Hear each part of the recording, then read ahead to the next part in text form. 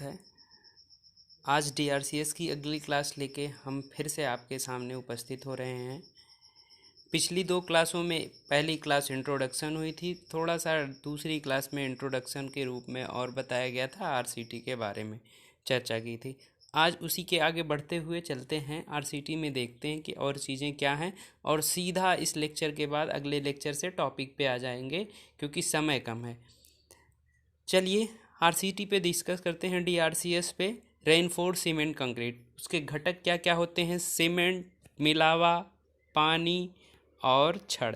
मुख्यतः कौन कौन से होते हैं? सीमेंट, मिलावा, पानी और छड़। ठीक। आगे इस सीमेंट कई तरीके के होते हैं। साधारण पोर्टलैंड सीमेंट, शीघ्र बलग्राही, अल्पउष्मा। ये मिलावा, मोटा मिलावा, महीन मिलावा, जिसको हमने अगली लेक्चर में डिस्कस किया था कि मोटा मिलावा कैसे पहचानेंगे, महीन मिलावा। 4.7 mm की चालनी से गुजर जाने वाले मिलावे को मोटा मिलावा और 4.7 महीन मिलावा और 4.7 mm की चालनी पर रुक जाने वाले को मोटा मिलावा कहते हैं। पानी का पीएच मान क्या होना चाहिए?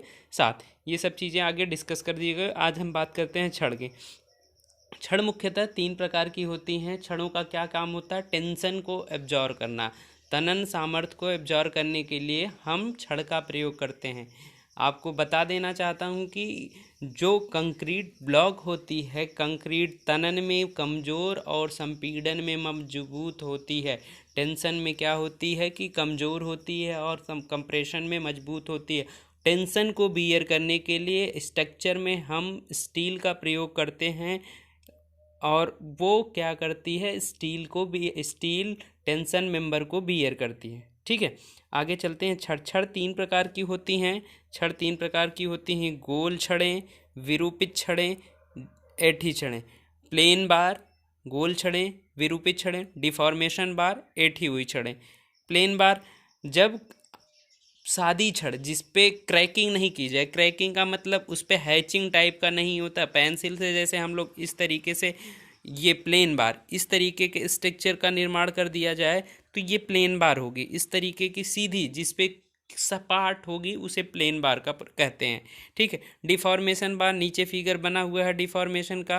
डिफॉर्मेशन बार ये हो गई कि आपके सामने इस तरीके का स्ट्रक्चर है, उस पर ऐसे क्रैकिंग कर दी जाए, खुरदुरी सतह प्राप्त करा दी जाए।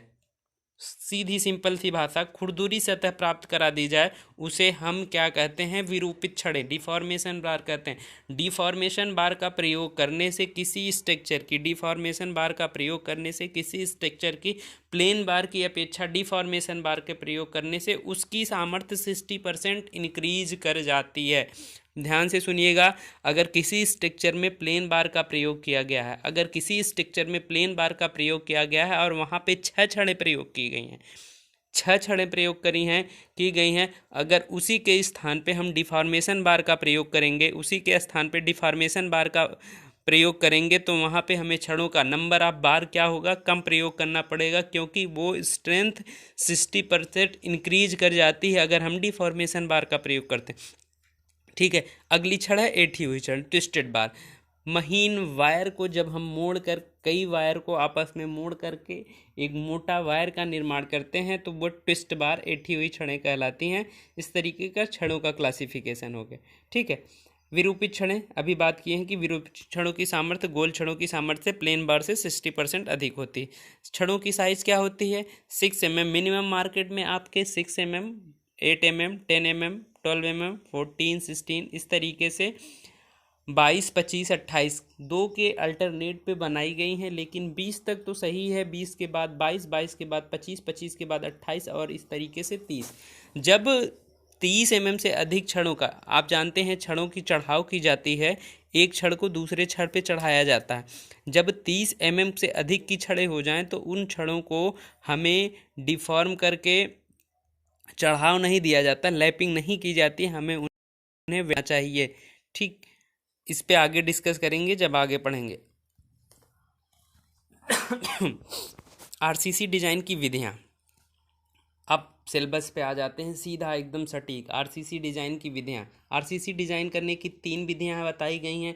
वर्किंग स्ट्रेस कार्यकारी प्रतिबल विधि, चरम विधि, सीमा अवस्था। Working stress method, ultimate load method, limit state. हमारे बीटी के सिलेबस में दो टॉपिक कौन कौन सा, वर्किंग स्ट्रेस मेथड और limit state method. Working stress कार्यकारी प्रतिबल विधि, कार्यकारी प्रतिबल विधि को थोड़ा सा समझ लेते हैं और उसके आगे निकलते हैं। कार्यकारी प्रतिबल विधि किसे कहते हैं, ध्यान से सुनिएगा। कार्यकारी प्रतिबल विधि किसे कहते हैं, परिभाषा ही सब कुछ है। यह विधि आरसीसी डिजाइन करने की सबसे पुरानी विधि है, यहाँ तक समझ में आता है क्योंकि ये सबसे पहले आई थी। यह विधि कहाँ की है, सबसे पुरानी विधि है। इस विधि में क्या थी खामियां कि हमें लिमिट और दूसरी विधियों का प्रयोग करना पड़ा। खामियां ये थी कि हम किसी स्ट्रक्चर को डिजाइन करते हैं तो डिजाइन करने के लिए हमें क्या पता होता है, लोड पता होता है। लोड के अलावा मुझे कुछ भी नहीं पता होता उस स्ट्रक्चर का लोड और लेंथ। मान लिया मुझे एक बीम बनानी है, इस तरीके का ये बीम बनानी है। इस पे हमने कह दिया कि इस पे 40 किलो न्यूटन का लोड आ रहा है, 40 किलो न्यूटन का लोड आ रहा है। अब आपसे हम कह रहे हैं कि इस 40 किलो न्यूटन लोड की वजह से, 40 किलो न्यूटन लोड की वजह से इसमें कितनी सरिया की संख्या, नंबर्स ऑफ बार, इसमें ट्विस्टिंग क्या होगी, ऐठन होगा, विरूपण होगी, इसकी शेप एंड साइज समझिएगा। इसमें क्या करना चाहिए कि अब पूछा जाए कि नंबर ऑफ बार कितना प्रयोग होगा, शेप एंड साइज पूछा जाए, बी और डी पूछा जाए, B into shape and size पूछा जाए।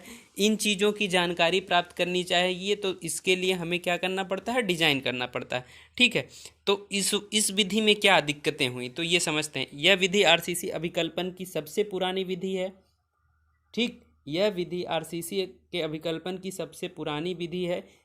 इसमें ध्यान ये दीजिएगा, इसमें संरचना पर आ रहे भार के कारण, 40 किलो न्यूटन लोड के कारण, भार के कारण संरचना के विफलता के किसी एक पहलू पर ध्यान दिया जाता है कि अगर वो उसमें number of bar, area of steel कम पड़ी है तो अगर एरिया ऑफ स्टील हमने प्रोवाइड करा दिया उसको तो सेक्शन सेफ हो गया। जब सेक्शन सेफ हो गया तो हम उसके विरूपण और ऐंठन और इत्यादि मुद्दों पर बात नहीं करते थे, सिर्फ किसी एक मुद्दे को लेके हम बात करते थे। वर्किंग स्ट्रेस मेथड में अगर उसमें वो सेक्शन सेफ हो जाता था, वह खंड सुरक्षित मान लिया जाता था और हम उसको आगे बढ़ा देते थे।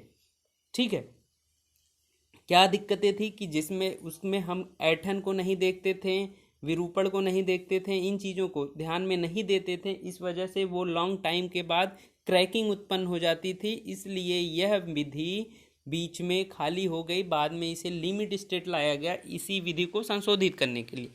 फिर से समझ लेते हैं वर्किंग स्ट्रेस मेथड क्या किसे कहते हैं। वर्किंग स्ट्रेस मेथड सीधी सी सिंपल सा भाषा में समझिए कि इस विधि में डिजाइन के किसी एक पहलू पर ध्यान दिया जाता है, दूसरे पहलू पर ध्यान नहीं दिया जाता। अगर उसमें वह सेक्शन सेफ हो जाता है तो खंड सुरक्षित मान लिया जाता है। दूसरी बात पे करते हैं लिमिट स्टेट में, सीमा अवस्था विधि। यह विधि आरसीसी अभिकल्पन की मॉडर्न विधि है। यह आईएस कोड 456/2000 के अनुरूप अभिकल्पित की गई है। इस विधि के अंतर्गत संरचना पे आ रहे भार के कारण विफलता के हर पहलू पर ध्यान दिया जाता है, जैसे shape and size, area of steel, विक्षेप, डिफ्लेक्शन, स्लोप, सारी चीज़ों पर ध्यान दिया जाए और हर बिंदु को पास कराया जाए। तो इस विधि के अंतर्गत इस बिंदुओं पर ध्यान दिया जाता है। ठीक है, ठीक, आगे बढ़ चलते हैं, देखते हैं एक मोस्ट इम्पॉर्टेंट क्वेश्चन। आपके शरण में देखेंगे तो हर साल लगभग अल्टर पूछा जाता है और बहुत संभावना इस रहती है। टॉपिक है कार्यकारी प्रतिबल विधि तथा सीमा अवस्था विधि में अंतर, difference between working stress method and limit stress method. ठीक है, कार्यकारी प्रतिबल विधि और सीमा अवस्था विधि, ध्यान से थोड़ी देर। यह विधि यांत्रिकी के मैकेनिक्स के सामान्य नियमों पर कार्य करती है। वर्किंग स्ट्रेस मेथड यांत्रिकी के सामान्य नियमों पर कार्य करती है। जस्ट अपोजिट, लिमिट में चले जाइए। यह विधि प्रेक्षण द्वारा, मतलब गणनाएं करने के उपरांत जो हमें वैल्यू मिलेगी उसके अनुसार हमें कार्य करना है। ठीक है, पहला पॉइंट क्या है, मैकेनिक्स, यह यांत्रिक के सामान्य नियमों पर कार्य करती है। वर्किंग स्ट्रेस मेथड यह विधि प्रेक्षण द्वारा प्राप्त आंकड़ों पर आधारित होती है। दूसरा, अभिकल्पन के लिए कंक्रीट को प्रत्यास्थ माना जाता है। वर्किंग स्ट्रेंथ मेथड में अभिकल्पन के लिए कंक्रीट को प्रत्यास्थ माना जाता है, परंतु वह प्रत्यास्थ नहीं होती, वास्तविकता नहीं होती है। उसमें समझिए कंक्रीट विफल होने से पूर्व प्रत्यास्थ अवस्था से सुघट्य अवस्था में आ जाती है। ठीक। तीसरा पॉइंट, यह हुक के नियम पर कार्य करती है। वर्किंग स्ट्रेंथ मेथड यह हुक के नियम पर कार्य करती है। लिमिट स्टेट यह हुक के नियम पर नहीं कार्य करती है। ठीक है। अगला पॉइंट, अभिकल्पन के समय खंड की माप वर्किंग स्ट्रेंथ में लिमिट की अपेक्षा बड़ी हो जाती है, वही अभिकल्पन के समय इसकी माप कम होती है। मापांक अनुपात m बराबर 280/3 टाइम्स सिग्मा CBC। मापांक अनुपात इसमें कोई नहीं दिया जाता, इस वजह से ये 4-5 पॉइंट हैं, ध्यान से देख लीजिए। एग्जाम में पहला पॉइंट क्या लिखना है आपको, यह विधि यांत्रिकी के सामान्य नियमों पर कार्य करती है। उसमें क्या है, पहला पॉइंट हो गया जस्ट अपोजिट है, एक याद कर लीजिए, दूसरा अपने आप, यह विधि यांत्रिकी के सामान्य नियम पर कार्य करती है, पहला पॉइंट। दूसरा, यह हुक के नियम पर कार्य करती है, 2 पॉइंट। तीसरा, अभिकल्पन करने समय shape and size working stress में बड़ी होती है, 3 बिंदु हो गए। चौथा पॉइंट, कंक्रीट को प्रत्यास्थ माना जाता है अभिकल्पन के समय वर्किंग स्ट्रेस में, 4 पॉइंट। पांचवा पॉइंट हो गया m बराबर 280/3 times sigma CBC। 5 point exam में इनफ है। यहाँ पे कोर्स के पैटर्न को देखते हुए, समय को देखते हुए कम से कम आपको दे जाने की कोशिश की जा रही है। नेक्स्ट लेक्चर में आपको हम अभी डिस्कस करेंगे इसके आगे